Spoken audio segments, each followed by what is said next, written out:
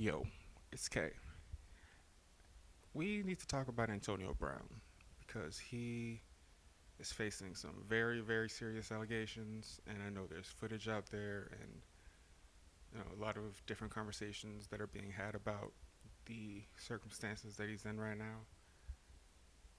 And I know that CTE can't be diagnosed until a person is no longer with us, but it's very, very clear that his behavior is a result of CTE. And that I think should be at the core of the discussions that we have about him. But first, let's check out this news report that summarizes what's going on with him. Former NFL wide receiver Antonio Brown is in police custody and will be brought back to Miami. Brown's warrant for attempted murder was issued earlier this year, but the Miami native couldn't be found. That is, until his own social media postings helped police track him down in Dubai. CBS News Miami's Joan Murray joins us from outside of Brown's Fort Lauderdale home with the details. No. That's former wide receiver Antonio Brown pedaling through the streets of Dubai, posting on social media, getting haircuts in front of a fancy car. Miami police say Brown's post prompted them to send U.S. Marshals to Dubai and bring him back to the States on attempted second-degree murder charges. He was posting these videos, like trying to make fun of hey, I'm over here, you guys are over there.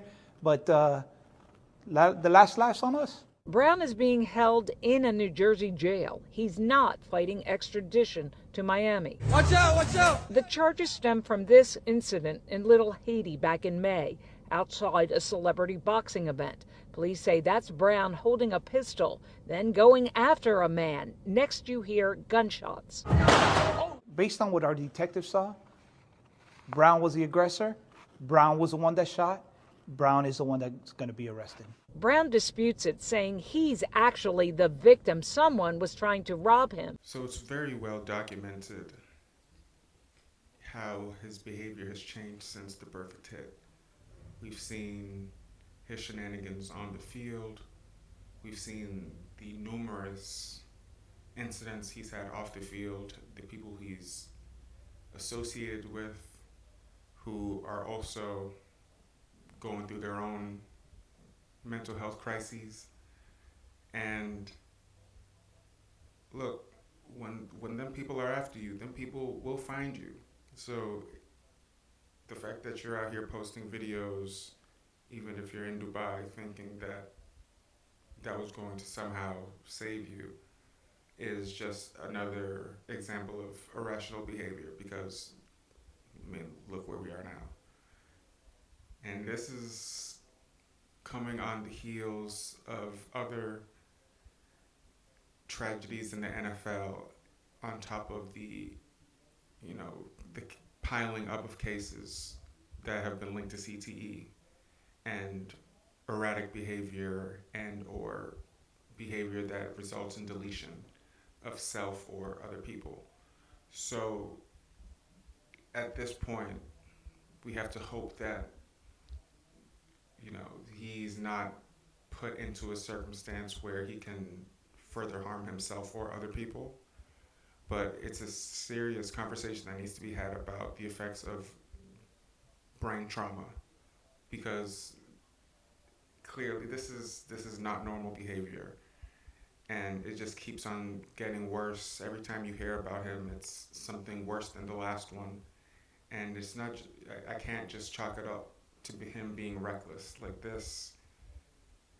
It's ridiculous behavior, and I feel like CTE is at the core of why he's making all these erratic and ridiculously crazy, sorry to use an ableist term, but these out-of-pocket behaviors. So let's continue to talk about the effects of CTE on football players and athletes in general, because we'll see other people behaving the way he's behaving and resulting in worse outcomes. And unless we discuss the real issue here, nothing's going to change, and we'll just keep on having discussions like, oh man, I remember what he used to be, or he used to be like this.